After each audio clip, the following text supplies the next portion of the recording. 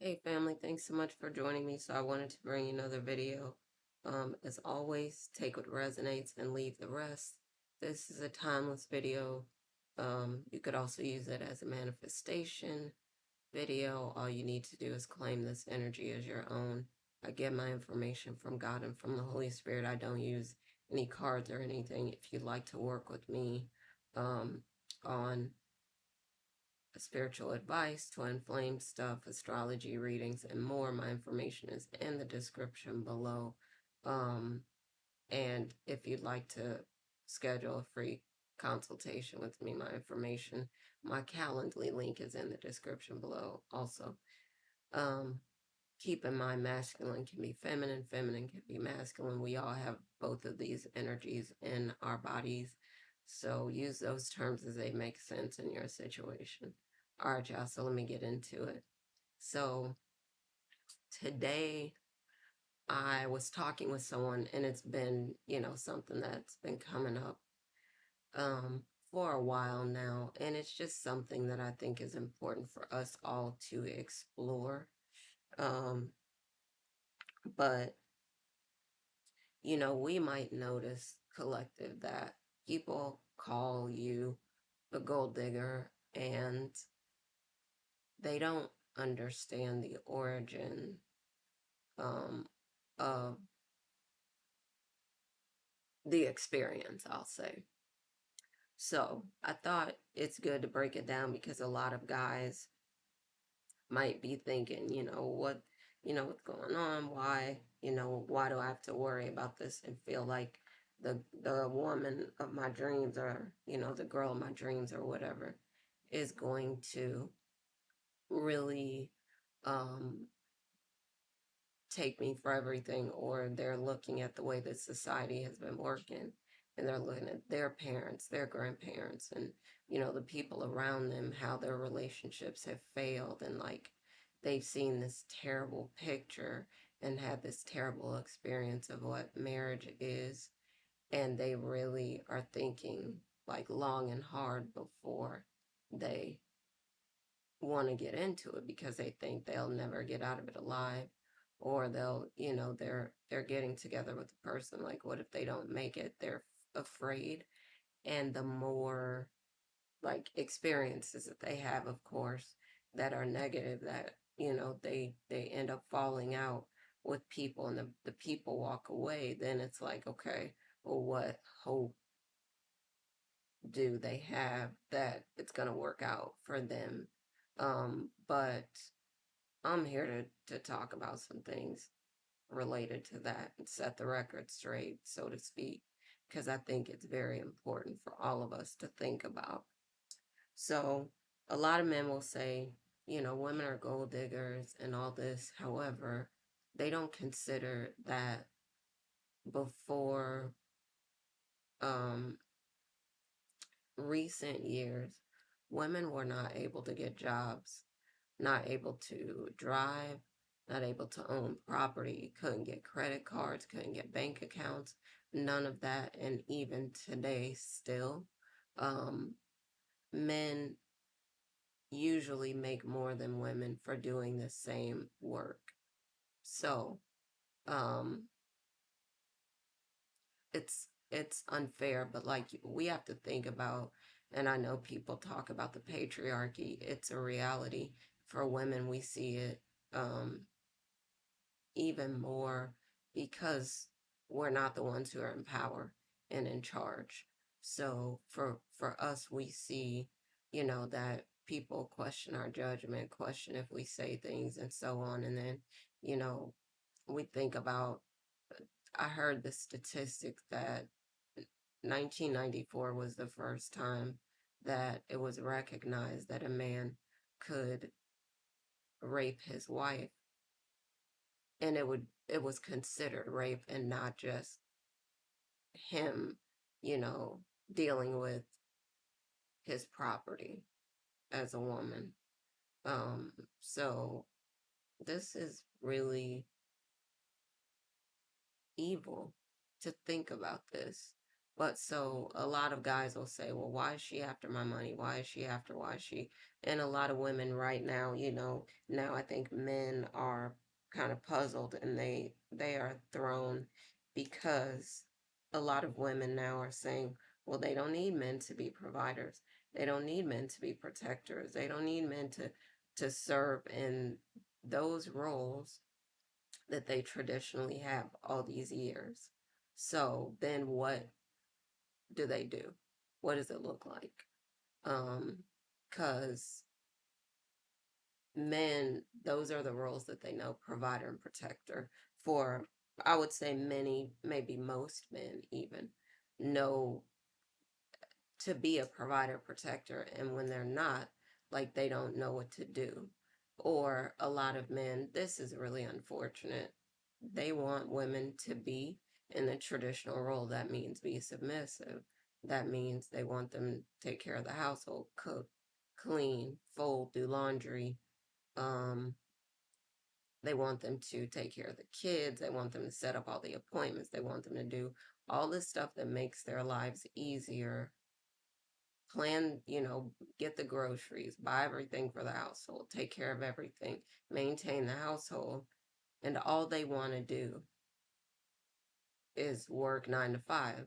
But if the woman is working 9 to 5 as well, and I would say that having kids like 24 hours work, but if the woman is working full time too, and maybe, not more than 9 to 5, like why would she be expected to come home and take care of everything? And I think people have this pie in the sky idea in their minds, and then they live out the reality of it. And it's like, why would I do that? Why would I'm gonna work 9 to 5. I'm gonna come home, I'm gonna cook, clean, I'm gonna do the laundry, I'm gonna take care of all the household stuff, I'm gonna maintain everything in the house.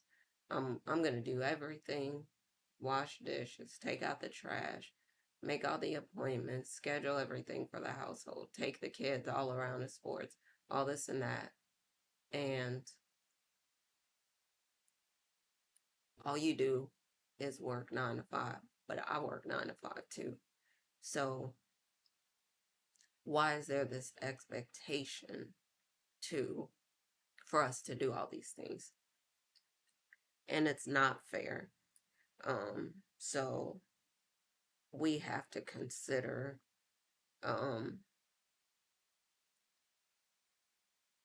being mindful of all these things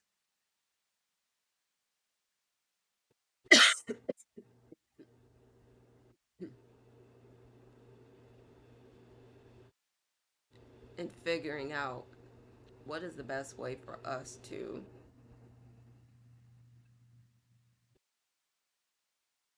thrive. And I think one thing that we need to do is really um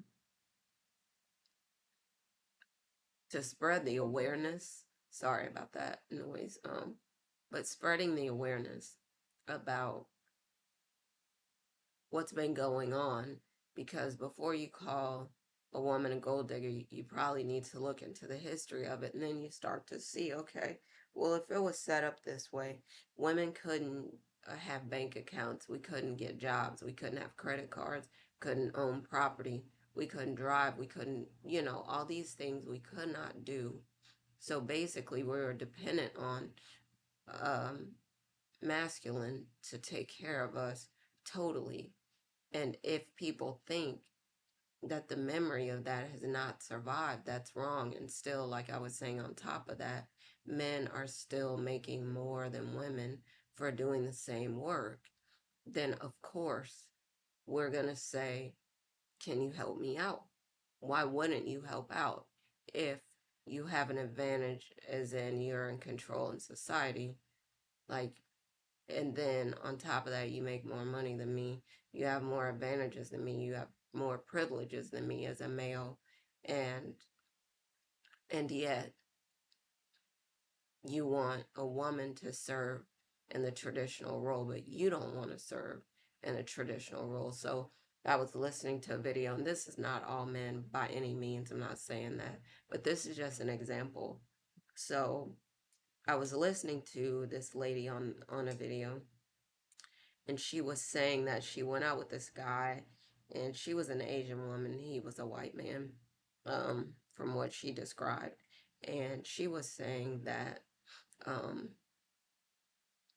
he was saying to he wanted a woman to be in a traditional role, as in be submissive, stay home with the kids, whatever, cook, clean, take care of the household and all that stuff.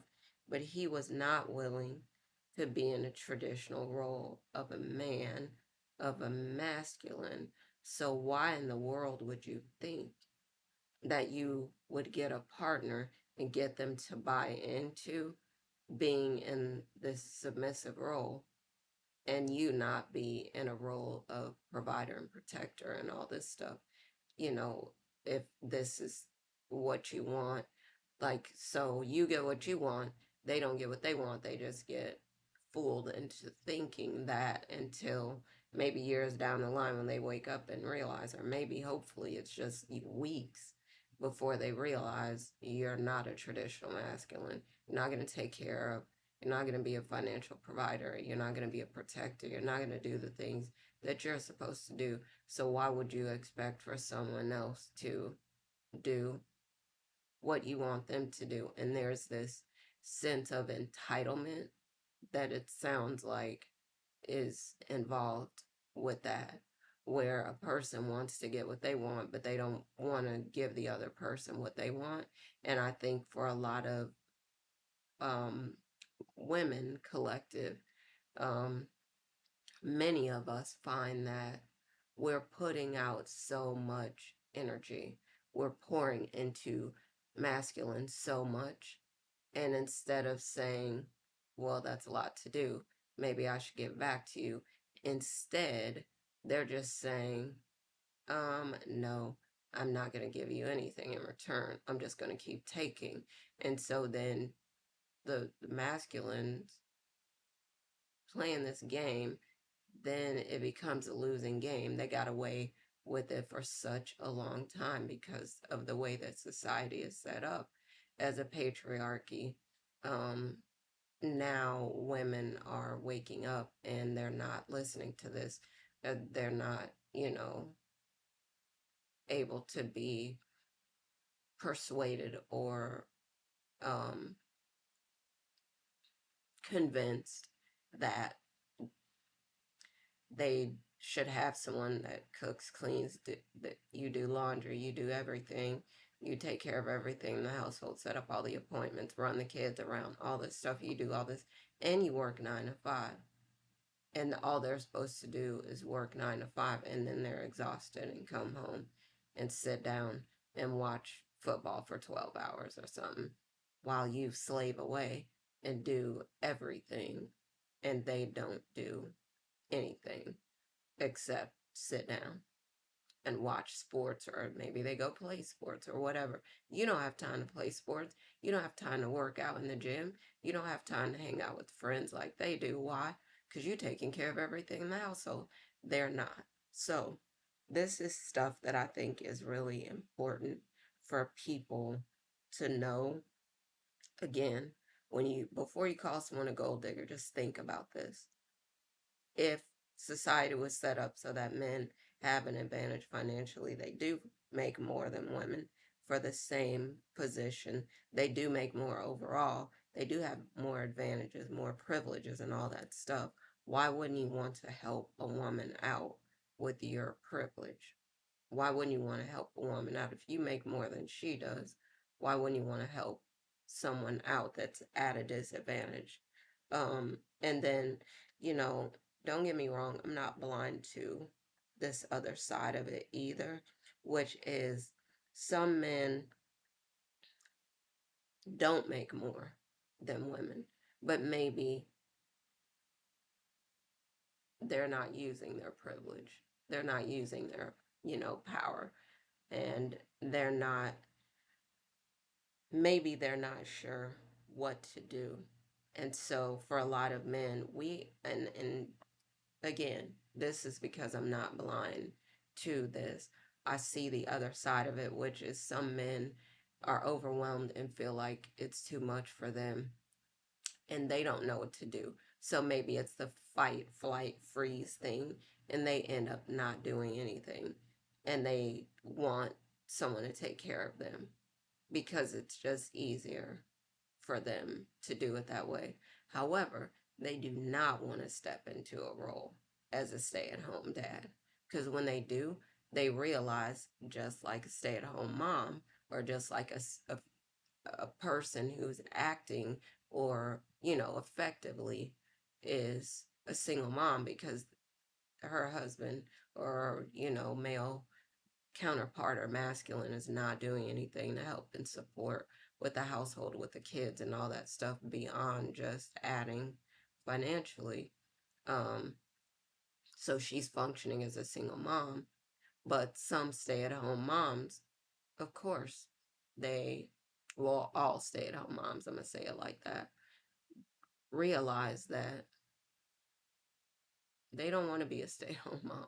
Like we're sold this dream, as feminines that we're supposed to stay at home um, and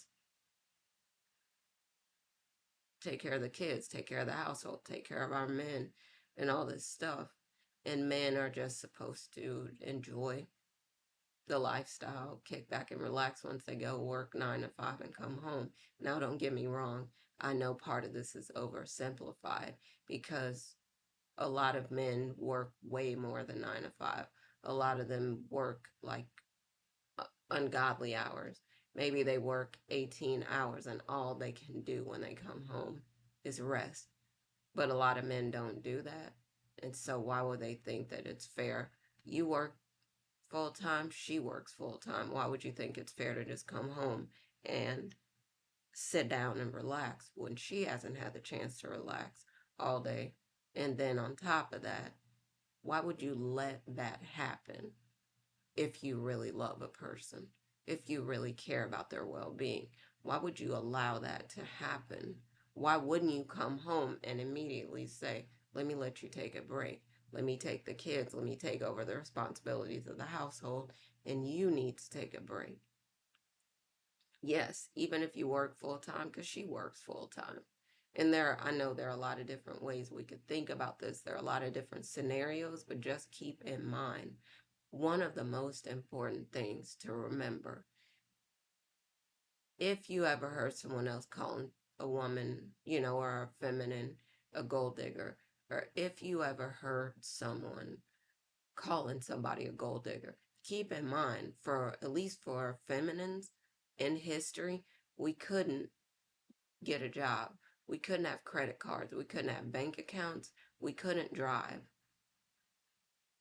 We couldn't own property. All these things we could not do.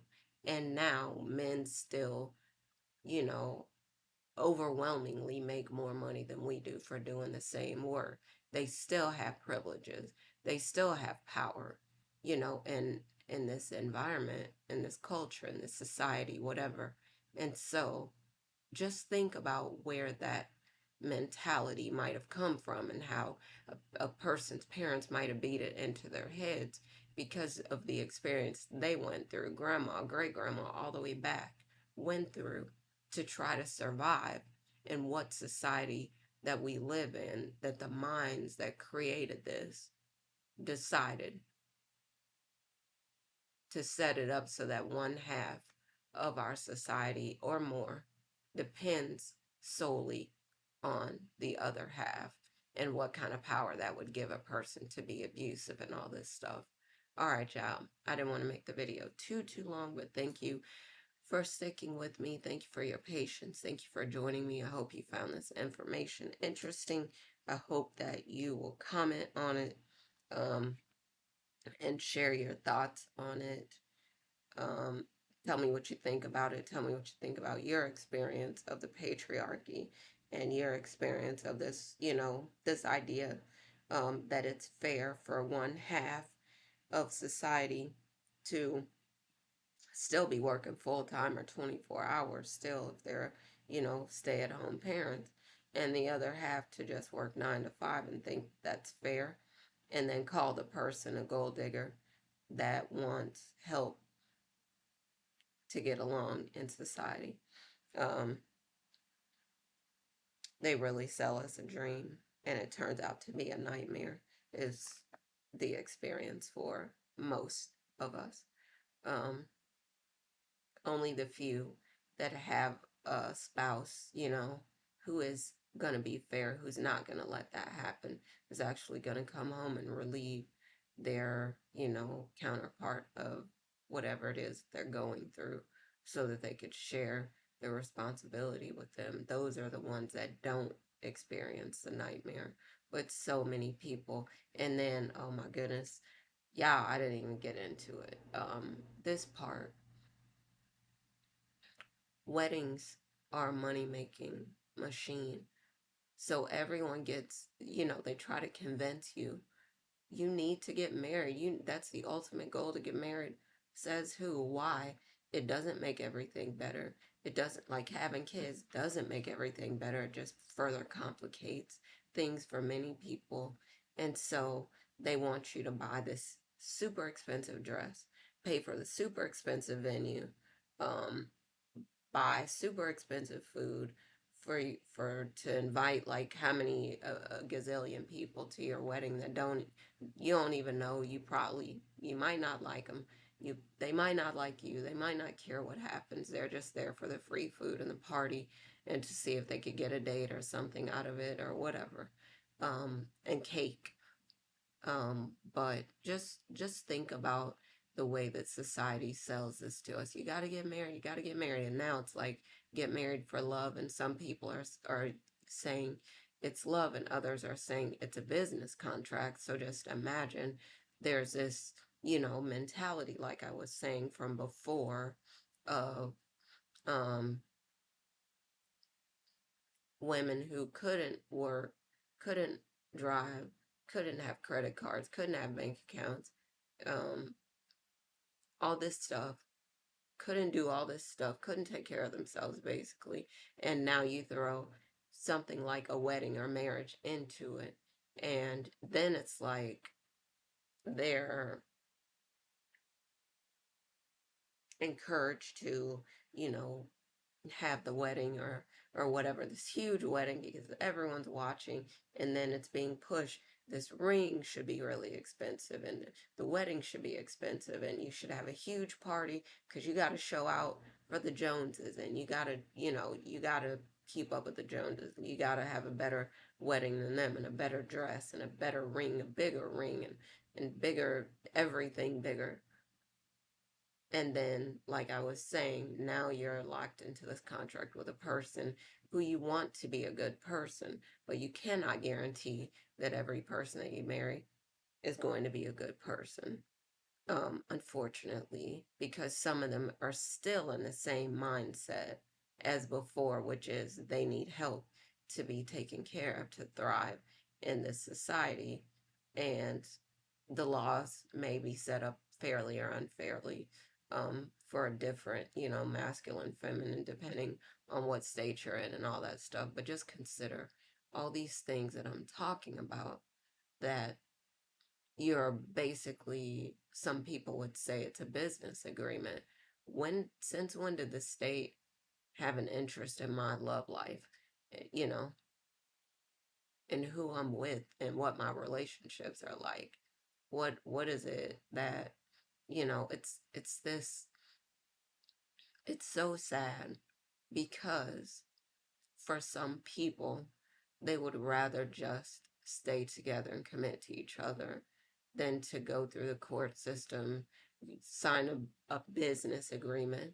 Um, Now, if you're doing it for the sake of building a business together, or building an empire, empires together, whatever, that's different. But if you're not, then maybe consider, what I would say is, overall anyway, do what you know is best for the two of you, for your relationship, for your family. Don't do what you think the Joneses are watching you do, or what will impress the Joneses or impress your parents, impress your siblings, or impress your friends or their family or their Joneses or whatever. Don't do those things. Do the things that you know are the best for you and your relationship. That's what's going to work. That's what's going to make both of you happy. That's what's going to help you live longer. That's what's going to help you thrive. That's what's going to make, you know, things seem like a honeymoon for the rest of your lives together. Do the thing that you know is right for the two of you. If you want to commit to each other, you find a way to commit to each other in a way that makes sense for both of you. Um, don't do it for someone else and their happiness or a group of other people, or like I said, what your parents think or what, anyone else thinks, the neighbors, the friends, other family. Do what is best for you and your relationship, because that's how you're going to stay together. And like I was talking about, this, which I've said, and I'll say it again.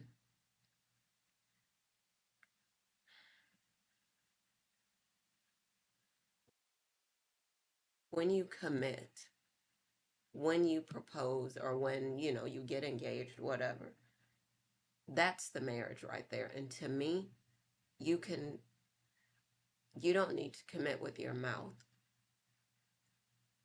And the way that you function before, during, and after the wedding should be like a husband or wife, period. It has nothing to do with, oh, now, I guess since we crossed this threshold, or, since we said these words, since we did this, since we did that, since we signed that paperwork. Now, no, no, no. When you intend to commit and when you make the commitment, that is when you should be functioning as a husband or wife. If you're not, and you have no intentions on doing it, that's the thing that exposes your character. All right, y'all. So I want to do some more on this because I think it's a really interesting topic, and I think that a lot of people can benefit from this information. I didn't want to make the video too long, but I had to add the other stuff in there, and I might actually come back and do more on this because I think it's such an incredible topic, and such, an important topic that people really need to think about, look into, and pay attention to.